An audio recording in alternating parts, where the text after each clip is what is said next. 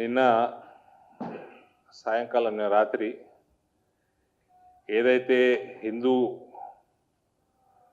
మన మందిరం కాళీమాత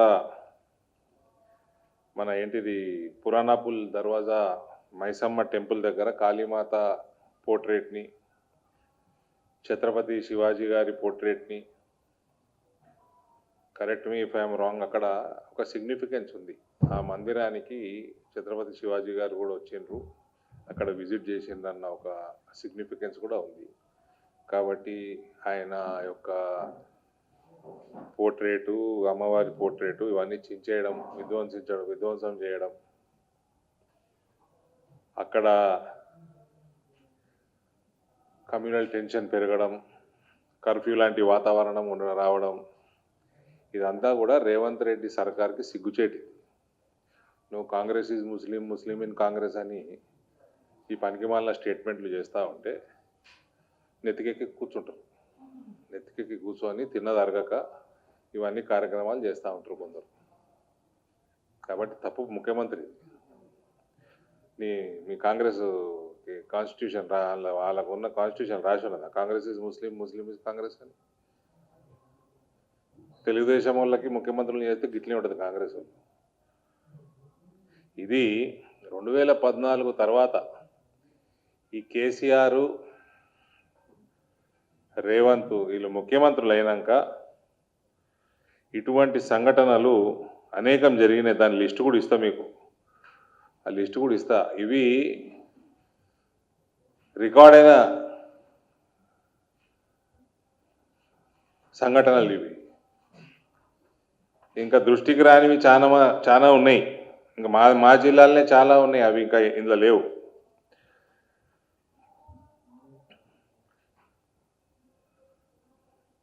ఈ రేవంత్ ప్రత్యేకంగా ఈ జూబ్లీ హిల్స్ ఎన్నికలలో ఆ స్టేట్మెంట్ చేసి Congress is Muslim, Muslim is Congress ఏదో ఇటువంటి స్టేట్మెంట్లు చేసి ఒక హిందువులలో ఒక ఫోబియా క్రియేట్ చేస్తూ ఉన్నారు ఈ ఎంఐఎం కాంగ్రెస్ వాళ్ళు కలిసి. ఇటువంటి దాడులు చేసి ఫోబియా క్రియేట్ అయినప్పుడు, ఇన్సెక్యూరిటీ డెవలప్ అయినప్పుడు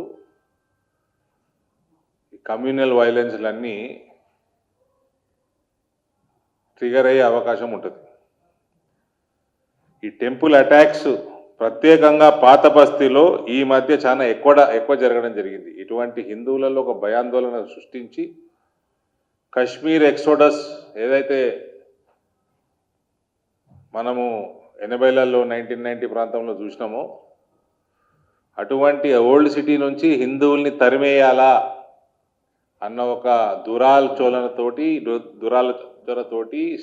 ఒక కాంగ్రెస్ ఎంఐఎం ఒక స్ట్రాటజీ ఇది. ఇలా బంగ్లాదేశ్లో ఏమవుతుందో చూస్తూ ఉన్నాం. ఒక స్థాయి దాటిపోయినాక బ్రతకడం కూడా కష్టమైపోతుంది హిందువులకి. పోలీసు వాళ్ళు కూడా నాన్ పొలిటికల్గా న్యూట్రల్గా వ్యవహారం చేస్తే బాగుంటుంది. అక్కడ మళ్ళీ అందరి హిందువులనే నిన్న రాత్రి మళ్ళీ అరెస్ట్ చేసినట్టు సమాచారం వస్తూ ఉంది. ఇది ఈ అసదుద్దీన్ ఓవైసీ స్టేట్మెంట్ కూడా వచ్చింది. ఈ ప్రాంతము 1980s, 90sలో కూడా బాగా కమ్యూనల్ టెన్షన్లో ఉన్న ప్రాంతం ఇదని.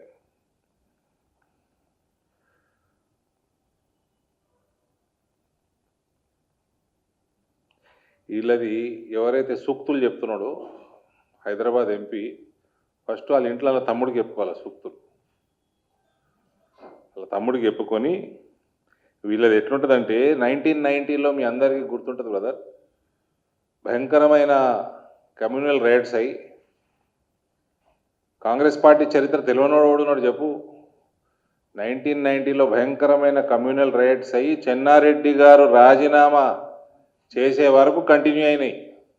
ఇది ఏం చెప్తలేను, చెన్నారెడ్డి గారు చెప్పినారు, మీరు గూగుల్ చేసినా వికీపీడియాలో కూడా దొరుకుతుంది ఆయన స్టేట్మెంట్. ఆయన రాజీనామా చేసిన గంటకే ఒక సుమారు నెల రోజుల నుంచి జరుగుతున్న రైట్స్ ఆగిపోయినాయి. ఇది కాంగ్రెస్ చరిత్ర. ఆ టైంలో ఏసీపీ సౌత్ జోన్ సత్తయ్య గారు అని ఉండే 1990లో. ఈ ఎమ్మెల్యేలు ఎంఐఎం ముస్లింల ఎంఐఎం ఎమ్మెల్యేలని అరెస్ట్ చేసిండు ఆయన. వాళ్ళందరూ ఈ కమ్యూనల్ రైట్స్లో డైరెక్ట్గా ఇన్వాల్వ్ అయ్యి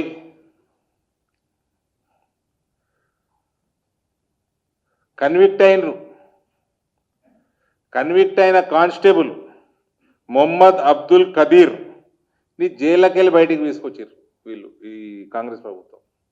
ఈ సత్తయ్యని చంపేస్తే, సత్తయ్య ఈ ఎంఐఎం లీడర్లని వాళ్ళ మీద యాక్షన్ తీసుకుండా అరెస్టులు చేసిందని ఈ కానిస్టేబుల్, వీడి పేరేంది, అబ్దుల్ ఖాదీర్, చంపేస్తే ఏసీపీని ఆయన బయటికి తీసుకొచ్చారు. అది ఇలా చరిత్ర కాంగ్రెస్ వాళ్ళది, ఎంఐఎం వాళ్ళది. ఇది రేవంత్ సీఎం అయినాక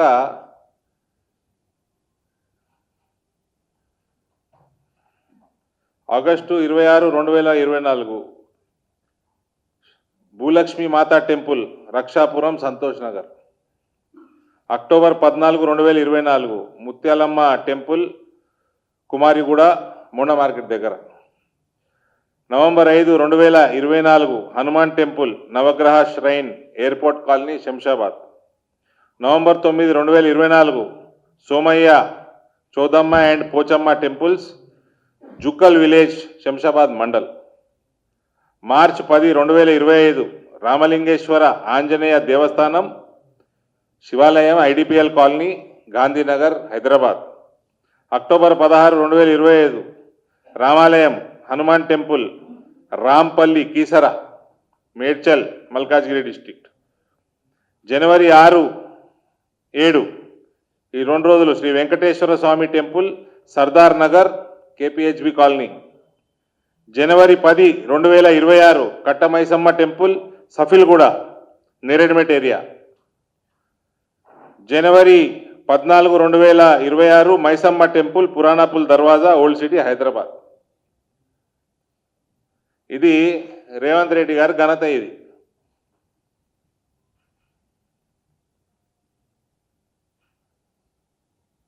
ఆయన చేసే స్టేట్మెంట్లకి నెత్తి మీద ఎక్కి కూర్చొని తిండి అరగక హిందూ దేవాలయాన్ని పడుతున్నారు. దానికి జిమ్మేదారు ముఖ్యమంత్రి. మళ్ళీ ఈయన అన్ని దొంగ వాగ్దానాలే, ఎలక్షన్లలో మొత్తం దొంగ వాగ్దానాలు. మళ్ళీ అన్నిటికీ హిందూ దేవుళ్ళు, దేవతల మీద ఓట్లు. ఒక్కటి నెరవేర్చింది లేదు. అల్లా మీద ఒట్టేసినాడు ఒకటి.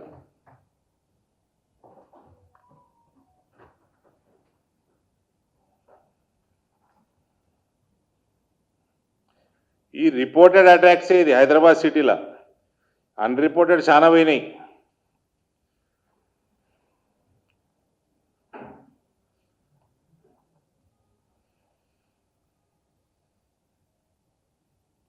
ఈ ఎంఐఎం వాళ్ళకు భయపడి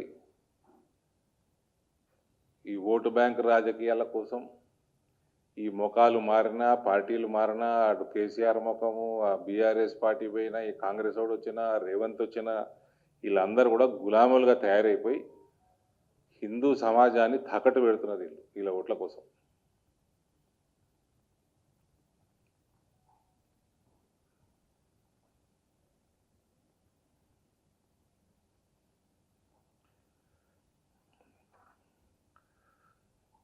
ఇది ఇట్లా ఉంటే నేను ఈ మధ్య నిజామాబాద్లో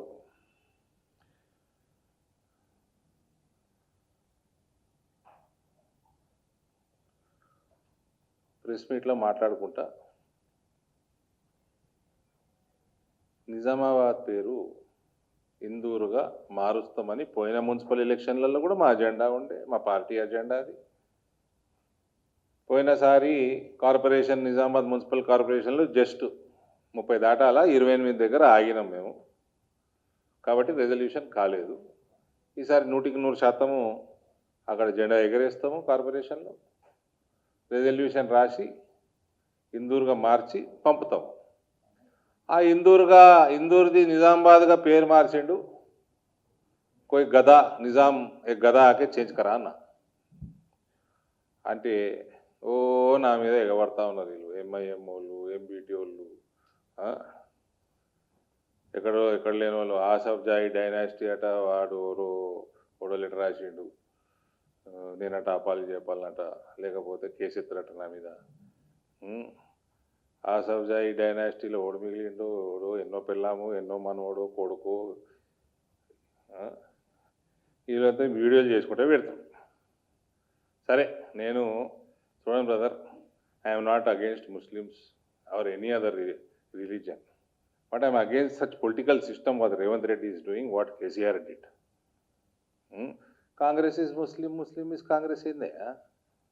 సరే, కాంగ్రెస్ ఈజ్ సెక్యులర్ అనుకో, Congress is Muslim, Muslim is Congress అంటే ఇట్లనే అవుతాయి, మరి దాడులు అవుతాయి. నువ్వేమో దద్దమ్మ లెక్క కూర్చుంటావా, నీ పోలీస్ డిపార్ట్మెంట్ ఏమో మళ్ళీ హిందువుల్ని అరెస్ట్ చేస్తుందా. సరే, ఎనీవేస్, నేను నిజామాబాద్ మన ప్రెస్ మీట్ అయిపోయినాక పెడితే ఎగబడి తెస్తును, మంచినే, నా గురించి అయితే మంచినే చెప్పారు. ఒక్కసారి విను. कोई गधा आके नाम बदला। Nizamabad member of parliament Arvind Dharmapuri साहब ने निजामाबाद का नाम बदलकर इंदू रखने की बात की है और निजाम मीर उस्मान अली खान साहब को गधा कहा है।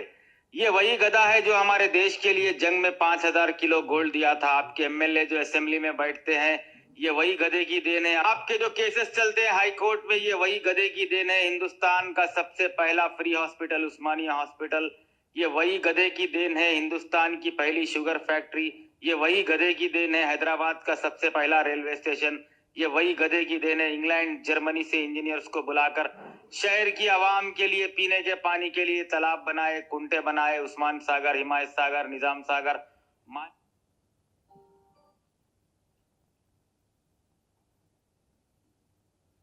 हुसैन सागर, ये वही गधे की देन है। दुनिया की सबसे बड़ी यूनिवर्सिटी उस्मानिया यूनिवर्सिटी, ये वही गधे की देन है।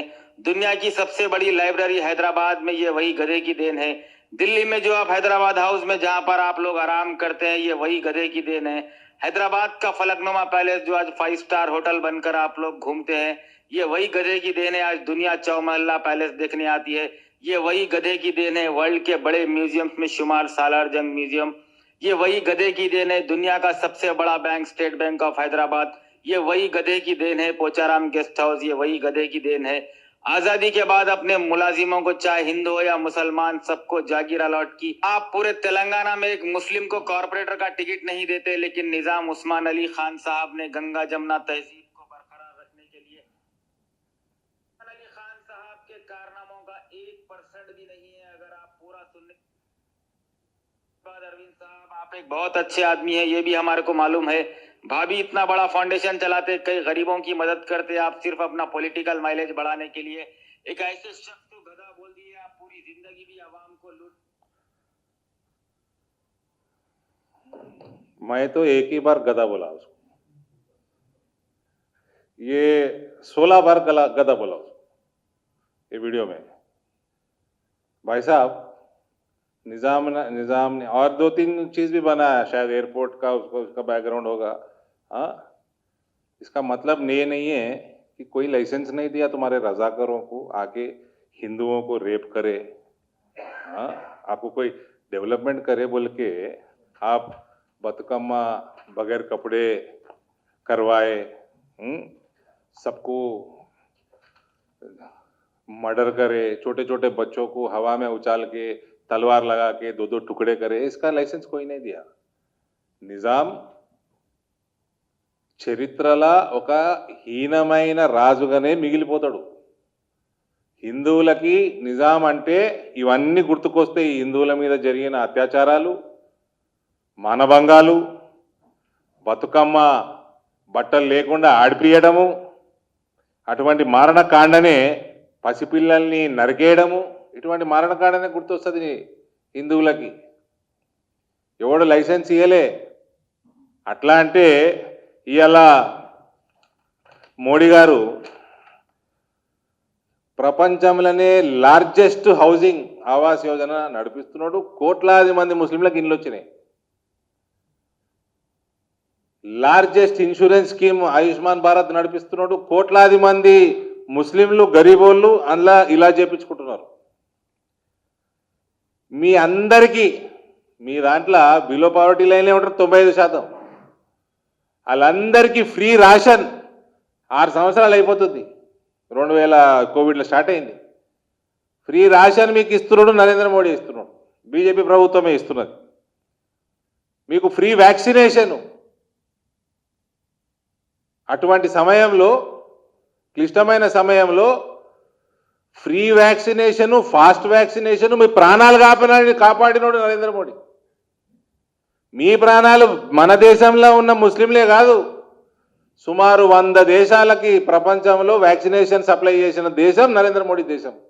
మీ ఆఫ్రికాలో ఉన్న ముస్లిం దేశాలన్నిటికి కూడా ఫ్రీ వ్యాక్సిన్ పంపించాడు ఆయన.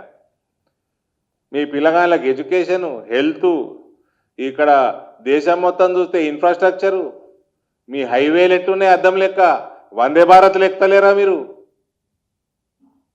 ఎక్కడ ఒక్క నిమిషం కరెంటు పోకుండా దేశవ్యాప్తంగా ప్రతి మారుమూల గ్రామానికి కరెంట్ ఇచ్చిన ఘనత నరేంద్ర మోడీది.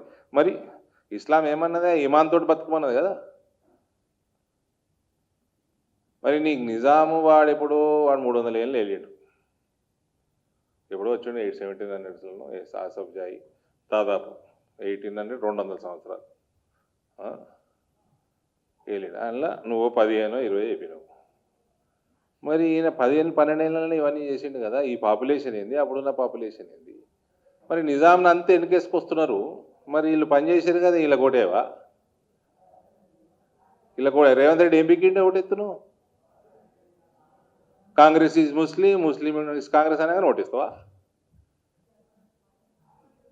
కేసీఆర్ ఏం పిక్కిండని ఓటేసినావు? సరే కేసీఆర్ ఏదో వీకెండ్ అని ఓటేసినావు అనుకో, ఏమైందని ఇటు పోయినావు? మరి ఇప్పుడు ఏమైందని కాంగ్రెస్కి ఎత్తున్నావు? ఇప్పుడు मुस्लिम को इधे वीडियो अన్నాడు आप एक टिकट नहीं मैं देता हूँ, आओ रामचंद्र राव साहब के पास परमिशन लेता हूँ, मैं ही लेता हूँ, आओ निजामाबाद कॉर्पोरेशन में 15 टिकट देता हूँ, आओ अप्लाई करो, जिताओ। आप जो सरकार आपको हर चीज में मदद कर रहा, आपका डेवलपमेंट के ना हिंदू ना मुस्लिम देख रहा डेवलपमेंट में, आओ वोट डालो, मैं 15 टिकट देता हूँ, अप्लाई करो।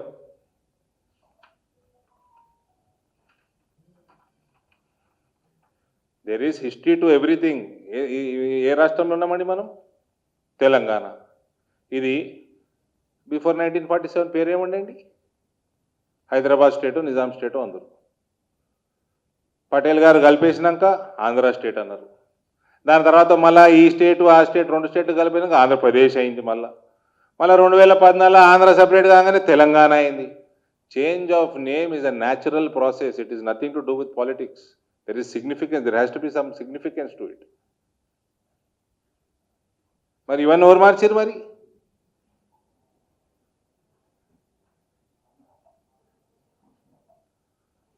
మాకు ఇదిగోండి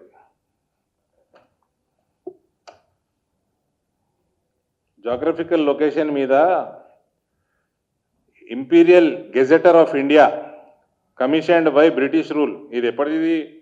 1909। ఇందులో మెదక్ గుల్షానాబాద్ డివిజన్లో district in Medak Gulshanabad division, Nizamabad district is a district in Medak Gulshanabad division of Hyderabad state, formerly known as Indur district. This is history, recorded history. ఇది మీ నిజామ్స్ టైంలోదే, ఇది మీ నిజాము బ్రిటిష్ వాళ్ళకి దోస్తానే ఉండే కదా। Indur district ceased to exist. Indur district ceased to exist in 1905. అప్పుడు మారింది పేరు, Nizamabad taluk in Nizamabad district, Hyderabad state, formerly known as Indur taluk, జిల్లా తాలూకా, of area of 550 square kilometers. Population in 1901 including Jagirs was 75,483 compared to 74,466 in 1891. headquarters of the district and taluk of the same name in Hyderabad state, Nizamabad town or Indur.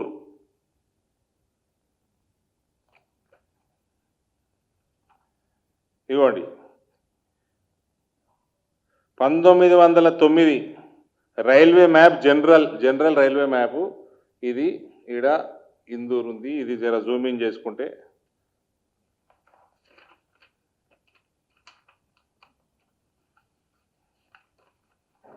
Zoomed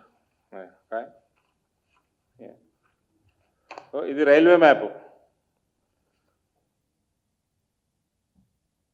imperial gazetteer of India 1909 railway map general Indur అని ఉంది ఈడ.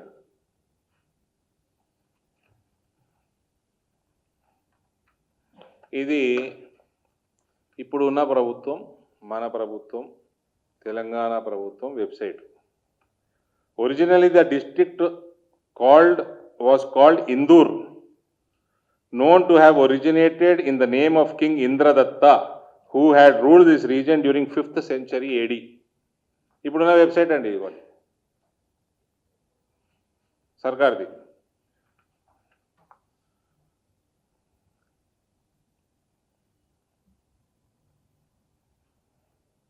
Nizamabad was formerly known as Indur and Indrapuri. It was ruled by the king Indra Vallabha Pandya Varsha Indra's son, Indra Som, of Rashtrakuta dynasty in the 8th century and took its name from him. Indrapuri nunchi Indur ayindi అది.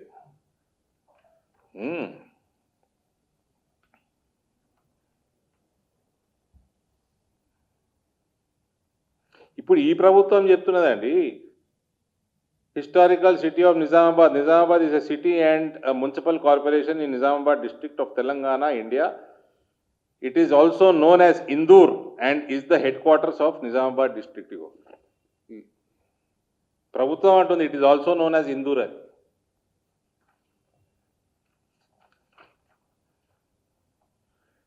ఇదిగోండి Hyderabad census report 1891 map Indur 1891. పక్కకి కరీంనగర్ పేరు కూడా ఎలగందులా అని ఉంది, ఆ Karimnagar area అంతా.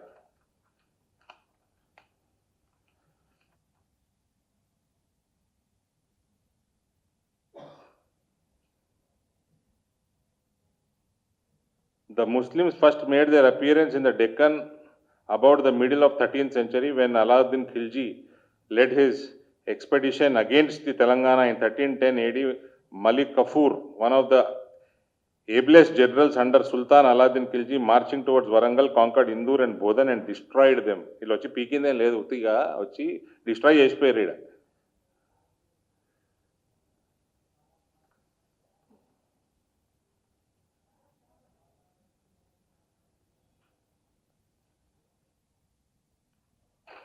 ఇది చరిత్ర విత్ ఫ్యాక్ట్స్, ఫిగర్స్, ప్రూఫ్లు. ఇవాళ ప్రభుత్వమే ఇందూర్ అంటుంది, మేము కాదు. 100% పేరు పెడితే దానికి ఒక సిగ్నిఫికెన్స్ ఉండాలా, చరిత్ర ఉండాలా, దాని మీద దానికి ఒక మంచి అర్థం ఉండాలా. నిజాం అంటే ఒక మర్డరరు, హిందువుల్ని రేపు, మర్డర్లు, మానభంగాలు, హిందూ పిల్లగాళ్ళని, చిన్న చిన్న పిల్లల్ని చంపినోడు. ఆ తర్వాత సర్దార్ పటేల్ వంగబెట్టి ఇంటికి పంపిండు.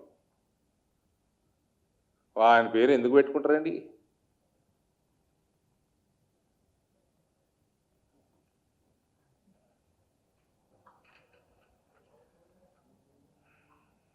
నేను ఇక్కడ party office, state party office అని చెప్తా ఉన్నా. 100% ఇందూరు మున్సిపల్ కార్పొరేషన్ కైవసం చేసుకుంటాం. పేరు మారుస్తూ రెజల్యూషన్, ఫస్ట్ రెజల్యూషన్ అదే చేసి మన ఏబీవీపీ నుంచి వచ్చిన రేవంత్ రెడ్డి గారికి, ముఖ్యమంత్రి గారికి పంపిస్తాం.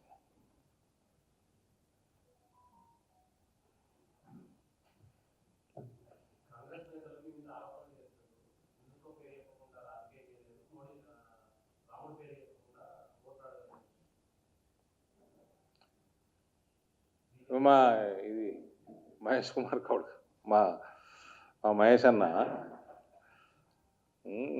రాష్ట్ర కాంగ్రెస్ అధ్యక్షులు శ్రీరాముడికి బీజేపీ మెంబర్షిప్ ఉందా అని అడిగిండు. అవునా? ఉన్నది, వెరిఫై చేసుకోపో. అది నాకు తెలియదు కానీ నేనైతే ఉన్నదే అనుకుంటున్నా. నువ్వు చేసుకోపో వెరిఫై. కానీ మీ ముఖ్యమంత్రి Congress is Muslim, Muslim is Congress అన్నాడు. నువ్వు నీ పార్టీకి సుంతి అయిందా చూసుకున్నావు? పోయి చూసుకో మరి. పోయి ప్రెసిడెంట్ గారు, మీ పార్టీ సుంతి అయిందా?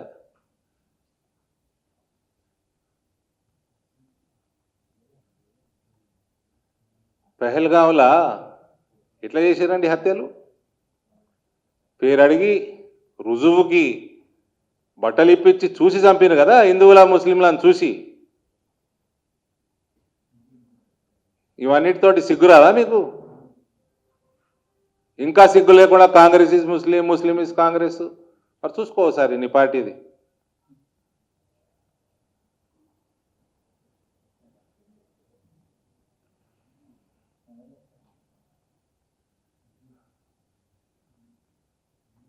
రామరాజ్యం కోసం,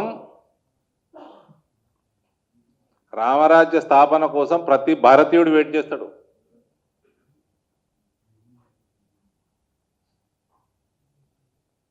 సిగ్గుండాలే కొంచెమన్నా.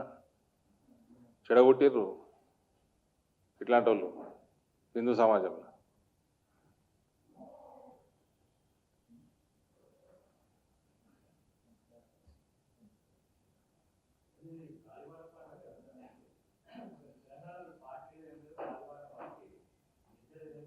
ఎవరు అన్నారు?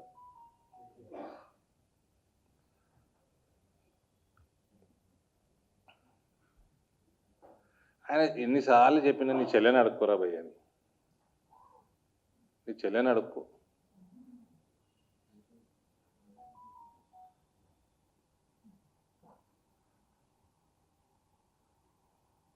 సమయం వచ్చినప్పుడు నీకు కూడా చెప్తాం, సిరిసిల్లలో కూడా చెప్తాం.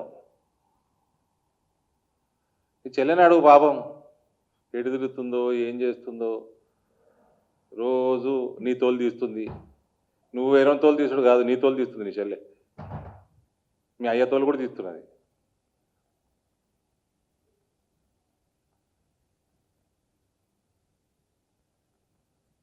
తెలంగాణ మొత్తం కాషాయమయం కావడం ఖాయం.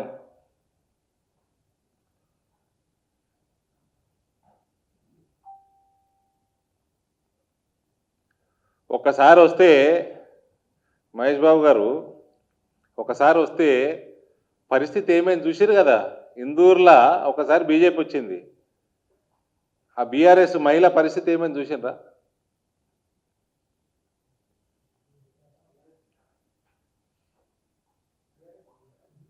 బీఆర్ఎస్లా అంతే అన్నట్టు. కానీ ఆమె క్వశ్చన్ అడిగితే మీరు కేటీఆర్ని కూడా అడగాలి. మరి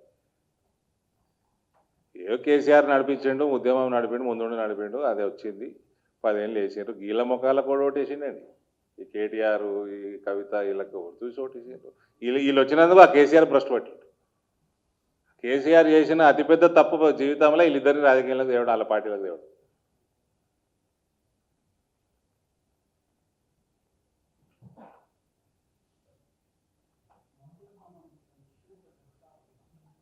కేటీఆర్కి ఇప్పుడు సవాల్ ఇసురుతున్నా, దా ఇందూరుకి రా. రేపు వస్తున్నాయి కదా మున్సిపల్ కార్పొరేషన్ ఎన్నికలు. మా దగ్గర 8 ఉన్నాయి. ఒక కార్పొరేషన్ 7 మున్సిపాలిటీలు ఉన్నాయి. దా చూపిస్తా బీజేపీ ఏడు ఉందో. నీ బీఆర్ఎస్ తోమత ఏందో కూడా చూపిస్తారా? దమ్ముంటే రారా భయ్. ఊరికే తెలంగాణ భవన్లో కూర్చొని నీ డైలాగులు కొట్టుడు కాదురా.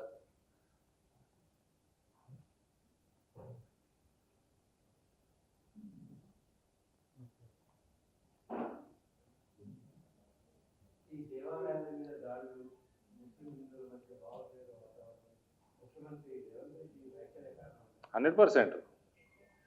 నో, మీరు ఎవరైనా నాకు అర్థం చెప్పండి boss. Congress is Muslim, Muslim is Congress ఎక్కడ రాసి ఉంది? కాంగ్రెస్ రాజ్యాంగంలో రాసి ఉందా? ఎక్కడ రాసి ఉంది చెప్పండి. What does it mean?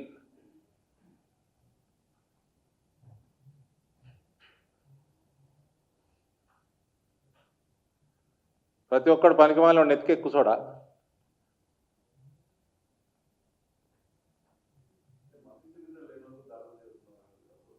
అది ప్రతి దాడి మతి స్థిమితం లేని ఈ ముఖ్యమంత్రికి మతి స్థిమితం ఉంటే అట్లాంటివి చేయడు స్టేట్మెంట్లు. మతి స్థిమితం లేని ముఖ్యమంత్రి ఉంటే గిట్లనే ఉంటుంది. మతి స్థిమితం లేని వాళ్ళందరూ దాడులు చేస్తారు. ప్రతి ఒక్క ఎక్కడ గుడి మా నిజామాబాద్లో కూడా జిల్లాలో కూడా ఇప్పుడు ఇందులో మేము చదివిన 9 హైదరాబాద్ చుట్టుపక్కల ప్రాంతాలు ఇవి గుడులు ధ్వంసమవుతాయి, మన విగ్రహాలు ధ్వంసమవుతాయి. తెల్లారి మతి స్థిమితం లేడు అని ఉంటున్నాడు. మతి స్థిమితం లేని అరెస్ట్ చేసినావా, మెంటల్ హాస్పిటల్ పంపినావా, ఏం అవి కూడా చేయరు మళ్ళా.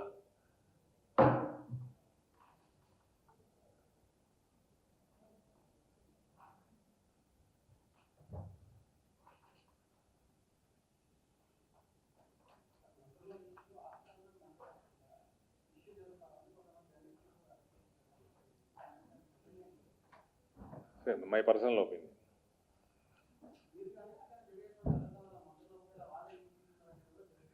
ఇది నేను ఆ రిపోర్ట్ ఏదో ఆఫ్ ద రికార్డ్ అని ఒక ఛానల్ చూపించింది.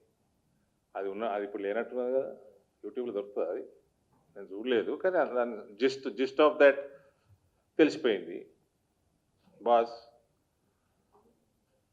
Your freedom ends where my nose begins. Please keep that in mind.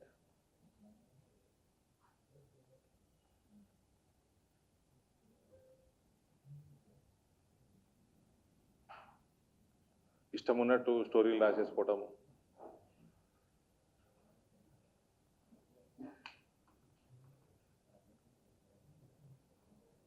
ముమ్మాటికి తప్పే. వాళ్ళు కంప్లైంట్ ఇచ్చారు, ఎవరన్నా పోలీస్ కంప్లైంట్ ఇచ్చిరా? ఎవరు ఐఏఎస్ ఆఫీసర్ కంప్లైంట్ ఇచ్చిండ నిన్న? ఇచ్చిరా? ఇచ్చారు కదా, అసోసియేషన్ ఇచ్చింది కంప్లైంట్. తీసుకుంటారు పోలీసు వాళ్ళు యాక్షన్ తీసుకుంటారు. కంప్లైంట్ ఇస్తే యాక్షన్ తీసుకోరండి. మీరు ఫస్ట్ ఎవరిని పడితే వాళ్ళ మీద వార్తలు రాయటము అంటే just my advice is, my suggestion is, there is a saying, your freedom ends where my nose begins.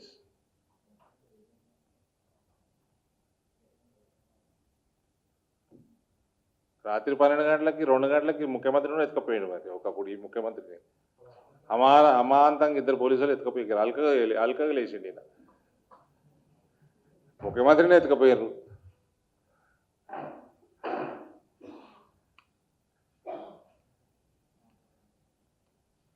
KCR కూడా అల్కగా లేస్తాడు. ఈ ముఖ్యమంత్రి ఎందుకు ఎత్తలేని లోపల అని అడుగుతున్నాను నేను.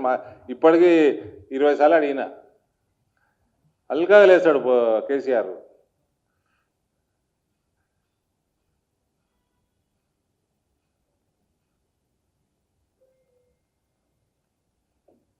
మహారాష్ట్ర మున్సిపల్ ఎన్నికల్లో మీ పార్టీ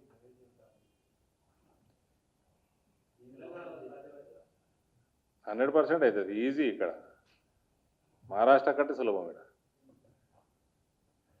దేశం అంతా గెలుస్తున్నాం, మహారాష్ట్ర గెలుచుడు మాకు గెలుచుడు అలవాటు అయిపోయింది. కానీ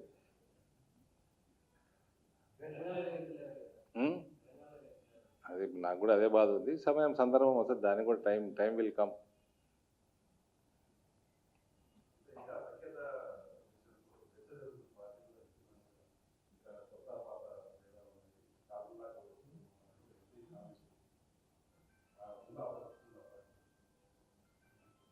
అంటే ఎంపీని ఓడిచిండ్రా? నేను కొత్తనా పాతనా? ఏం లేదండి. గ్రూపులు, ఒక అభిప్రాయ భేదాలు, ఇవన్నీ పార్టీలలో ఉంటాయి. These are all part and parcel of any political party.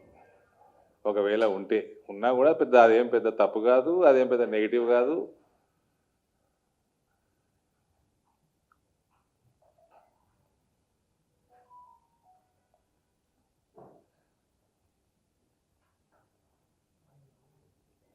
నన్నేదో పొడవలే.